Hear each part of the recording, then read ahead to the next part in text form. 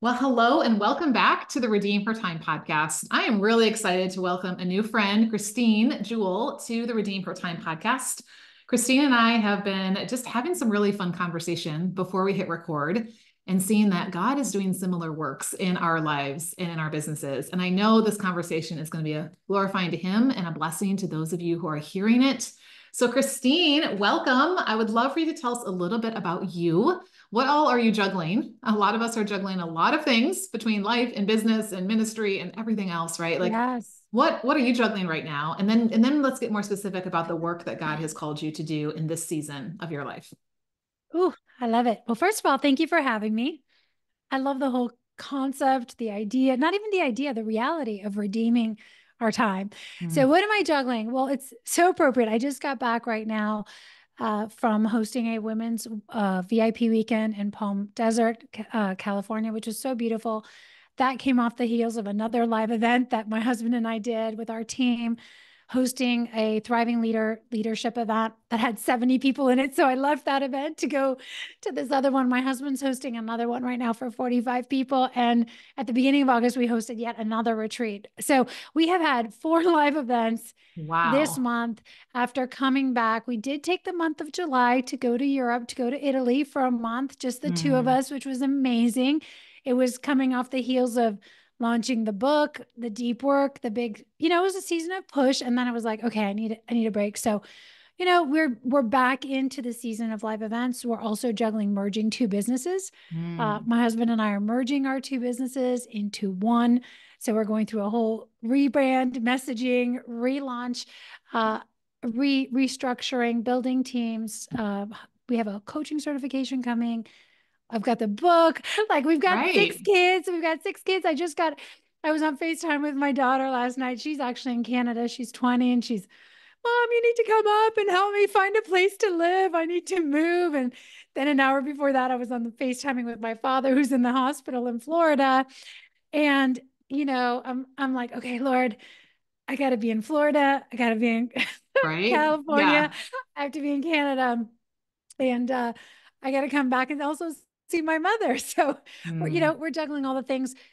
We're always juggling all the things. We have we 6 are. kids and Yeah. 2 businesses and all the things. But Yeah.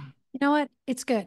It's Yeah. all good. Consider Yeah. it all joy. Yeah, right. Well, and one thing So that it good. just made me think of is that I often have conversations with like people who still have kids at home, right? And I even have, some people that like, have young kids that haven't gone to school yet. And I feel like we get to this place and we're like, when my kids go to school, then I'll have time, right? And we all know how that works out. And then when my kids are driving, they can actually get themselves places, then I'll have time. And in some ways, yes, or when they move out, right? But like as you're describing, it's like this season of life, it's like there are demands, on our time in so many different directions, from launching Mhm. kids to aging parents to, stewarding a Yeah, business and our own marriage and wellness and everything in between. all the And things.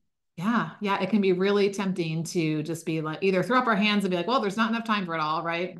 Or, and then what I say, go binge, Netflix and eat your Haagen-Dazs, or we just get in the hamster wheel and we just keep going round and round and round, trying to get it all in, trying to make up for this, like, I don't have enough and things like that. And I just want to say too, what a gift that you and your husband are getting to combine your time and your treasure and your talents together and invest, yeah, together in this business. So I will be excited to hear what this looks like as you move forward and as you guys come together and things like that. And so will our audience. But today we're here to talk about the difference of, dwelling in that place of there's never enough, right? That lack, that like I'm always trying to catch up. I have women tell me all the time, and let's be honest, I'm sure you and I have thought or felt Yeah. this, not in the too distant far future, if not today. I'm behind. I don't have enough time. I don't think I can fit it all in. If, like things like that. And yet, like we serve a God of abundance. God doesn't do anything just barely enough. First of all, there's never not enough in God's economy, right? But he also doesn't do things in just like the barely enough place. I was just reading Ephesians 3 yesterday, and I love that when he prays at the end, he goes, and to him who does exceedingly abundantly beyond all we ask or imagine, like 4 superlatives for my English Yes. majors out See? there, right? Like above, above, above, above, right? And yet Love that. we keep like drowning in this not enough part. So I want to dive into, something that you really talk about, which is leading from abundance, and maybe kind of come at it from the backside of, like, what does that mean? But then why is this a problem and struggle for us to be there? Why are we so often in the not enough side of things? So good. Well, as you were talking, and we were jumping on even before this call, when you say about abundance, and even as I was speaking to the ladies this last weekend, I actually don't like this analogy that a lot of people use, and I apologize if you use it because I haven't listened. Okay, But no of like offense. giving from an empty cup, or we have to fill our cup before we can fill others. I actually don't like that, because a cup is limited. It's like, Mm, well, there's only so much in this cup, and as I pour out, I need to fill it.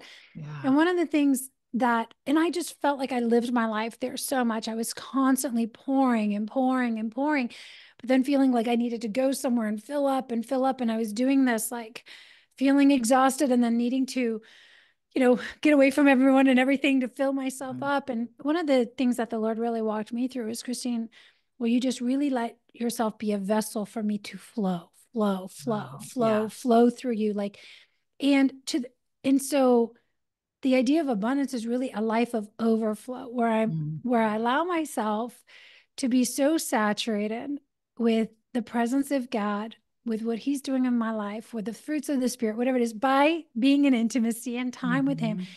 that it just starts flowing out of me, right? It's like overflowing. And so I love to really lean into this concept of, what does it look like to live a life of overflow, where there Mm, is more than enough, and if for some of the ladies that are listening, that might be like, okay, that sounds amazing, but like, I'm not there yet. I would just love to just drop a seed that, what if it's possible? What yeah. what would that look like? Are you even open to the idea that you could live a life of super abundant overflow, super abundant blessings, even more than you could ever ask for, dream, or imagine? And listen, I love that you brought that up, because I pray that verse almost every Wow. single day, to Yeah. him who is able to do, and I have the amplified version, super abundantly more than I could Mhm. ever ask, dream, or imagine, or do on my own.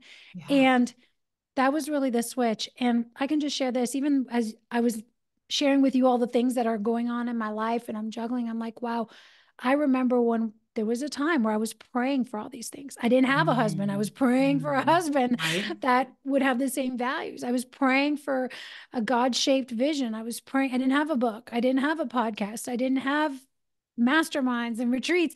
All of it felt so far like away, and everything in my life, like as I look around today, and I was like, wow, has been poured in to this place. It was once a dream. It felt so Mm, distant, but it really was from saying, what does life look like when I live in partnership with God and I choose a life of overflow, mm.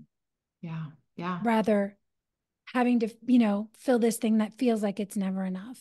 Yeah. I So love that. I love yeah, we're a vessel that's always overflowing, not a cup that's limited. Like that is really, really powerful, and therein, just kind of brings us back to like the concept that I talk about all the time too, is like when we are in never enough island, right? We're just always chasing our not enoughness. There's not enough time. I'm not doing enough. I don't have enough followers. I don't have enough clients. I don't have enough knowledge. I don't have enough, like fill in the blank. And eventually it goes down to I'm not enough, right? mm-hmm, Like there's that natural progression. mm-hmm. And we're just exhausted, right? Swimming in circles around that island and trying to, keep from drowning and things like that. And I really think the focus is in the wrong place. This is what I heard you saying, right? Like our enoughness has nothing to do with us, right? Totally. It really did. It's like, and that's the whole thing. We're making it about us. We're Yeah. making it about, what about me? Do I have what it takes? And again, it took a season of character building. Okay. I'm just going to raise my hand. It Right. took a season of me really learning to yield and to trust and to let go and not make it about me, and just to say, you know what? Like, when the whole thing that we hear, when I am weak, he is strong. When I feel like I don't have enough, because in the physical, I don't have enough, it's an opportunity for him to show off, right? It's Mm, like Gideon's story. It's just, right. that's how God works. And as we study the word of God, and as we study warfare and scriptures and battle strategy, I'm fascinated by this. We see that God loves to show off too, Yeah. of Right. like, look what I can do with what seems like a little to the physical world. And so I actually adopted this idea of like, I'm more than enough because I'm filled with the Spirit, because he's more than enough and I'm Right. not enough on my own. Like, I'm just Yeah. not, Yeah. like I will never be able to do all the things if I go alone. And so Right. I just love that. And I want to say one other thing around this is recently, and this actually happened while I was in Italy. I was in Tuscany having my morning coffee, and I was just out there praying, and I Mm. had my arms up, and it was just like the rolling hills, and there was so much beauty. And, Mm. I went there thinking, I'm going to work because, this is a whole month. Like, I can't just do nothing for a whole month. I Nothing. need to work, and I'm going to create, and I'm going to do things. And I was praising. It was about a week, about 10 days in, and I had my arms stretched out. I don't know if you can see it on the camera, but it was literally like something supernatural. Like angels were holding my arms up. I don't know how long I stood there, but it was like my arms were being suspended, and I felt like they were stretching and stretching and stretching. And I just felt the Holy Spirit say, Christine, this is the content. This is the Mm. receiving. The gift is not about you, Mm. although I love you. It's about the giver. Yeah. Will you Right. allow me to pour into you and stop limiting me? Because the gift, the giving, the pouring is not about you. Mm. It's about my heart And that's for why you. Paul said over and over again, like, God chooses to use broken vessels so that it's apparent that this is not from us. Like he chooses to Yeah, use the weak and what looks to be foolish and whatever, because that's what showcases who he is. And I love that. Like, I want my audience to write this down. The gift is about the giver. it It's not is. about you, right? I mean, I think we love to give gifts, right? And we're always Yeah, thinking about that person that we're giving it to and of finding the course. right gift and things like that. And yet, when we are receiving these gifts from him, whether it's the gift of our time or the gift of a relationship or the gift of, people to serve in our ministry or our community or our business or things like that, like it's not about us at all. It's not a reflection of who we are and what we can do and our enoughness. It is 100% a reflection of him. And I love that. And one thing I heard you say that I want to kind of come back to is like you took a season, you said, to really grow into being that person who could steward these gifts that you had prayed for, right? Because like think about like that vessel, right? That, if it's got a bunch of cracks in it, if it once it gets to a certain point, it's just going to bust open, right? Like, and so I think there's this process. Let's talk about this, like, and who we are becoming the kind of person who can steward these things with God, right? Not like, okay, I've attained, I've become, and now I've arrived, and thank you, God, for the abundance, and Yeah. let me just go pour out everywhere. But like, yeah, what does that look like to become the kind of person who can be that vessel that can overflow? Because, like you said, when we're praying for it back in the day, like, we weren't ready for it. No, I And was if not God would have ready given for it. us And what we it's thought like, we wanted and needed at the time we thought we wanted and needed it, oh man. would have been a mess. It would have been Yeah. a mess, right? I was not ready. My character wasn't ready. I didn't have the infrastructure ready in my life. I didn't. So I love this question. And really, there's three phases. And again, the work is never ending. He's always molding us. We're like the clay on the wheel, he's shaping us. But I found that there was like three stages. Number one was he was preparing me to Mm. receive. So one is being the woman, the man, whoever, the person who is prepared to receive. So going back to what we were saying about the gift is about the giver. Of course, it's I love you. I want to give you a gift. I love my Mm. child. It brings me so much joy. But if I give her a gift and she's just like, no, thank you. No, thank you. I'm afraid of it. What's inside? I don't know. What strings are attached? Like, right? It's like, does she have a heart to say Mm. thank you, Yeah. thank you? And she receives it. Do I have that heart, to Mm. receive and to believe that he is good, his intentions are good, his gifts that he gives me are good, the gift of my voice, the gift of my time? Or am I questioning everything all the time? So Yeah. that Yeah. first season was a season of really preparing, I'm going to say, the soil of my heart to Yeah. trust the gift of my voice, of time, of the visions, of the dreams, of the man that he was bringing into my life. I mean, I talk about it in the book, but decades of not trusting Mm. men and anything to do with a father's heart because of my own woundedness. Mm. So the first stage, I mean, in our business, we talk about it as the attractor factor, but it's the ability to say yes and to know who we are, to Mm. know what we stand for. And the second season was a season of stabilization. Am I the woman who can hold Yeah. the gift?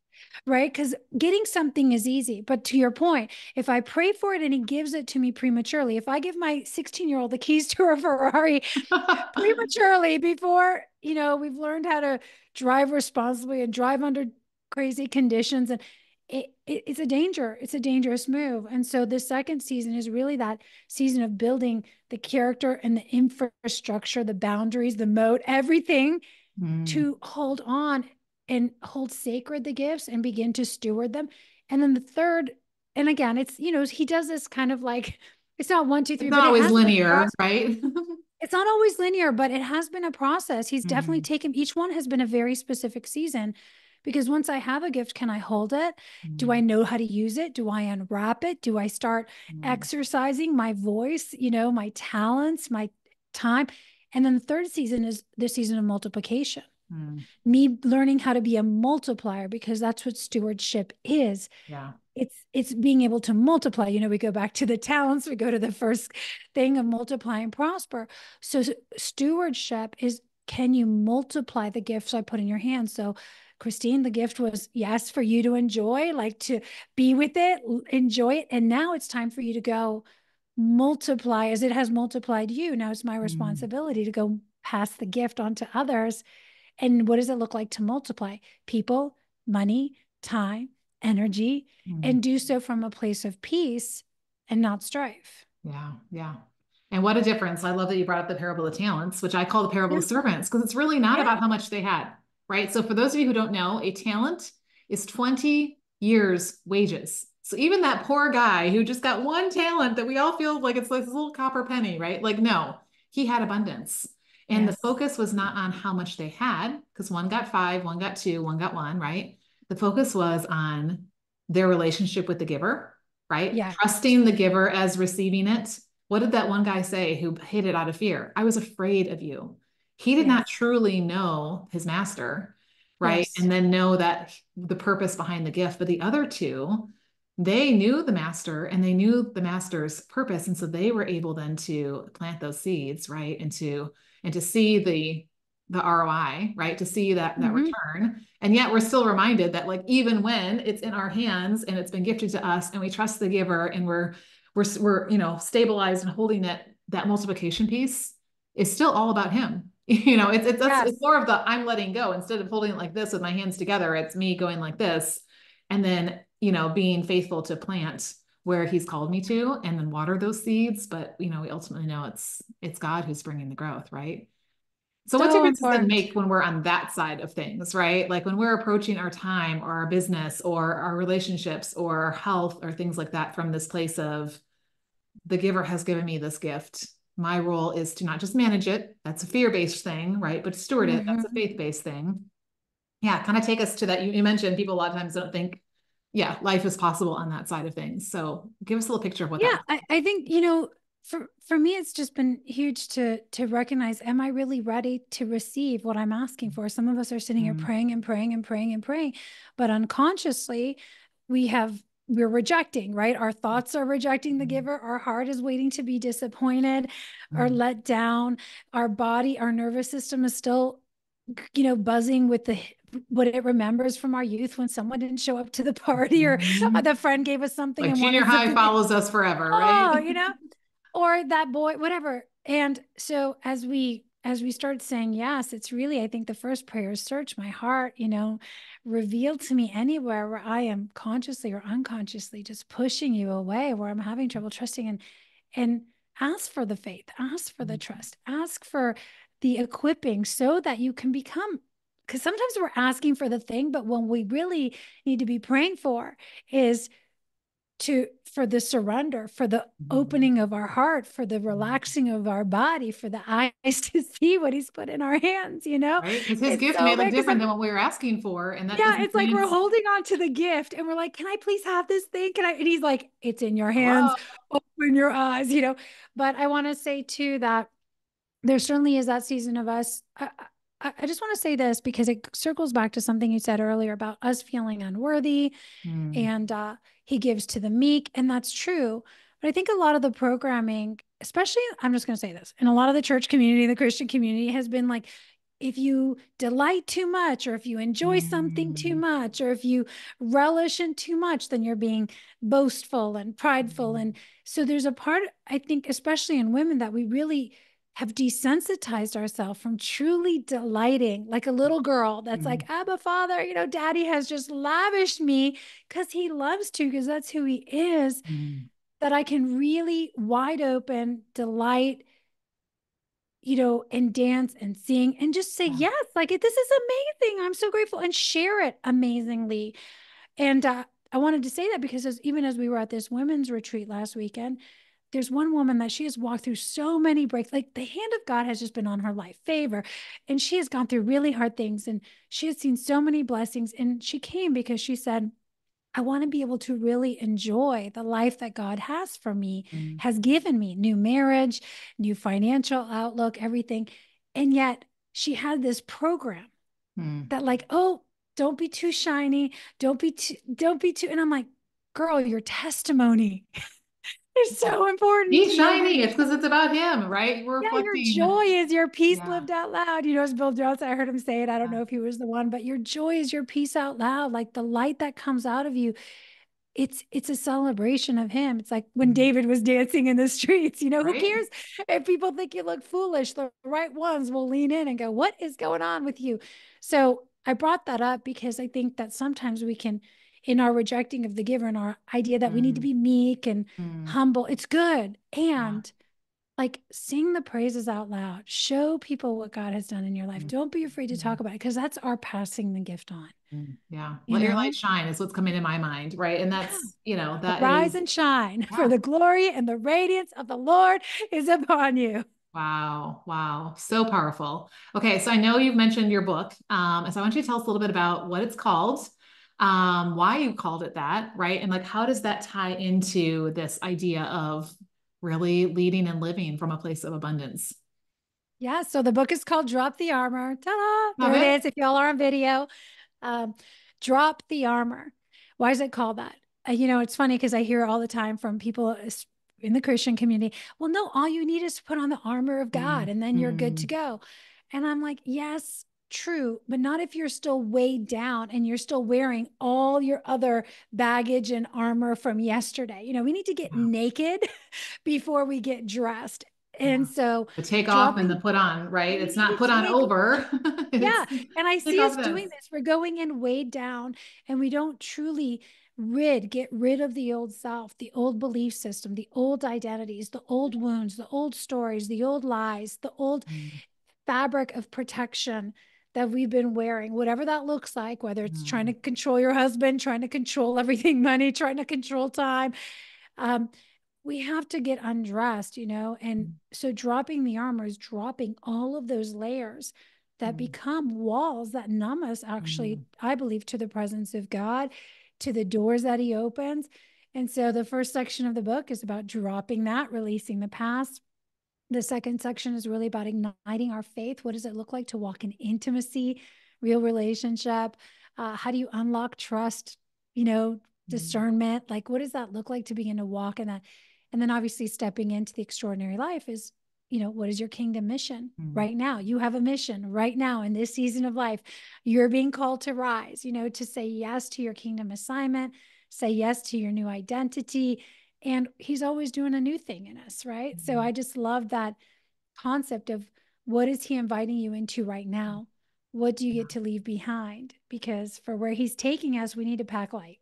We need to Yeah, take only what's exactly. essential Right. and know that he's going to provide the rest. And if we try to go into this, whatever it is, whether it's a career move or anything, and we're trying to bring everything with us, it's going to feel clunky, awkward, heavy, exhausting. And that's not how he works. Well, I'm Pack thinking light. Matthew 11 right now, right? Come to me, all who are weary and heavy burdened, right? And I will give you rest. And how do we do that?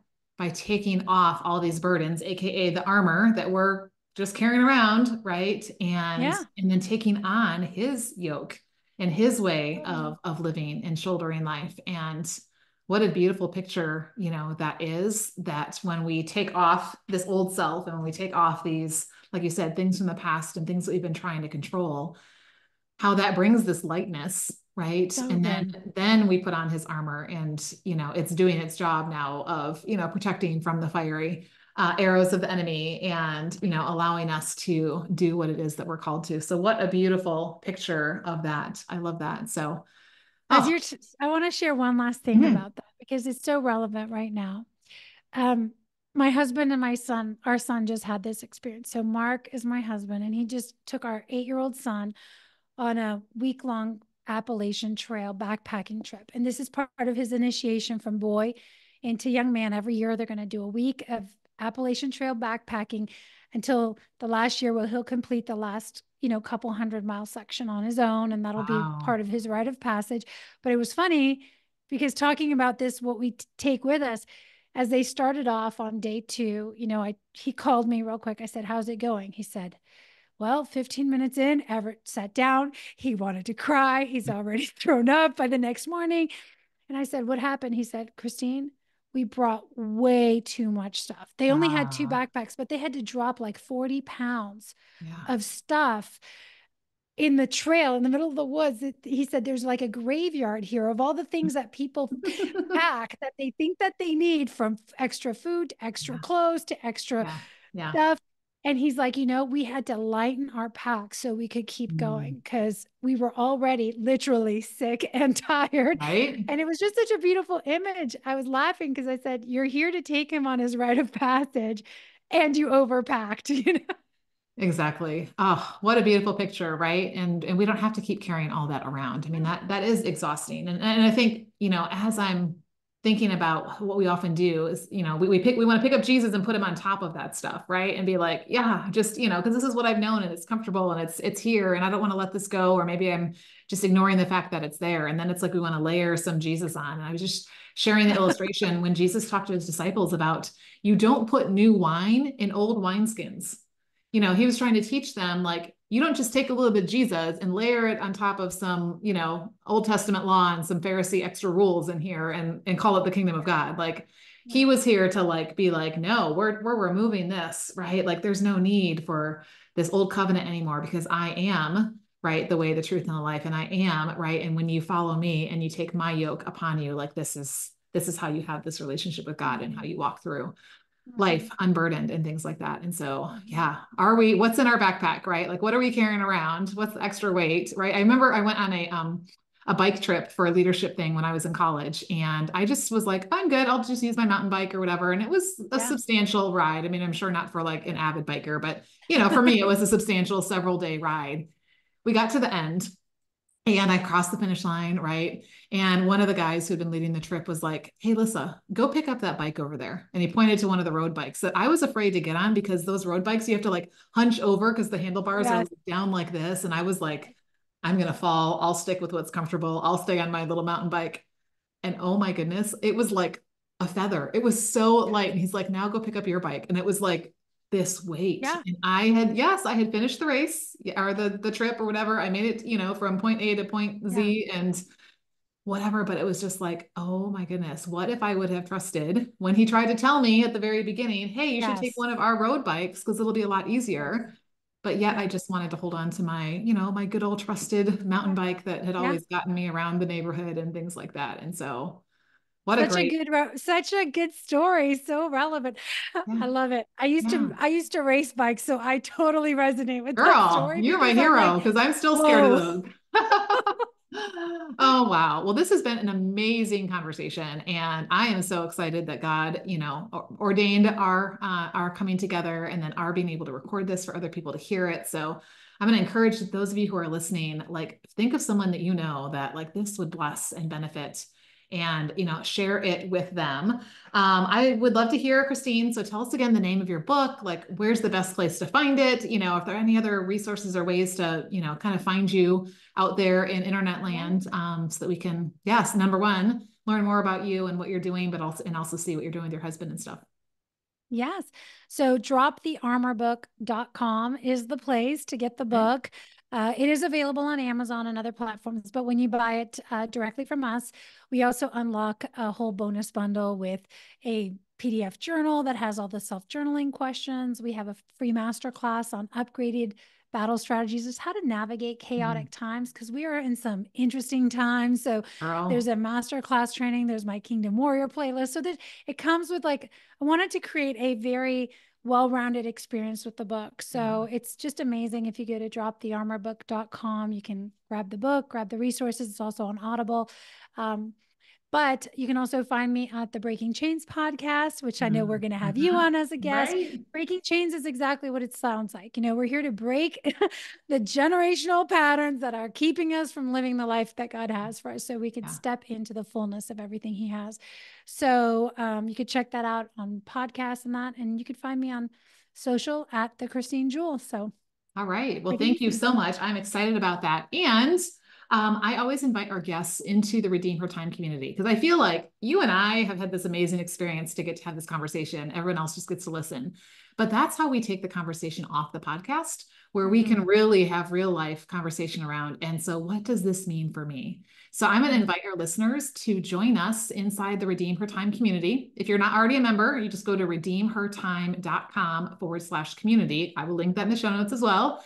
And yeah, come in and join us. Come join the conversation. We will be spending all week talking about what we've just talked about on this conversation. So I'm super excited about that and how this is going to bear kingdom fruit and things like that. So thank you, Christine, for taking the time to be with us and to share your story and the message that God has put on your heart and all of that. And yeah, I just know it's going to be a blessing.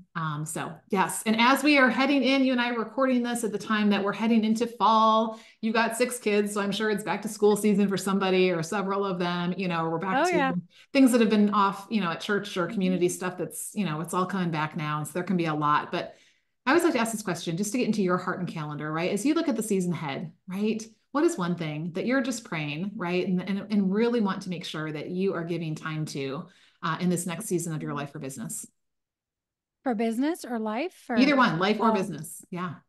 Yeah, I just it's really that season of being able to hold space for all of the things right now in a way. So we're just praying for presence and depth of every moment, depth of family dinners, depth of experience when we're doing these live events, or whether we're sitting around the family table or my husband and I are on a date night, that we would just be able to be fully present where our feet are planted, and that the people that are around us would really get to have that experience of depth, because I feel we're just in a very superficial rush state, especially with this election, like even just what's going on in the world, right? There's just so much noise in the atmosphere that for us to just really drop in, reconnect to each other, reconnect to the heart of God, get on solid footing. It's the game changer. So I love that. It's the difference between Chronos time, what we can measure on a clock or calendar, and Kairos time. correct. Those moments that are pregnant with purpose, where it's almost like time stands still and it doesn't matter what time it is, because there's just this deeper purpose behind it. So well, praying blessings on you and your family and your business and your book and all the things that you're doing, and excited to continue the conversation over inside the community. So thanks so much for being here today. Thank you.